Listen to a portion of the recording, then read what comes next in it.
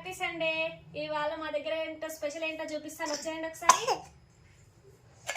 మామూలుగా బగారా రైస్, యమ్మీ యమ్మీ గోంగూర చికెన్, ఇవాళ చల్ల చల్లగా పెరుగు, తాగడానికి మంచినీళ్ళు.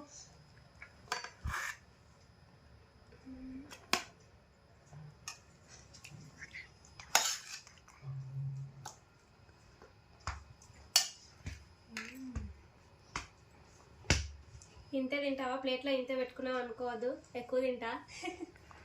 ఓకేనా? చూసారా ఎలా ఉందో, సూపర్ ఉంది.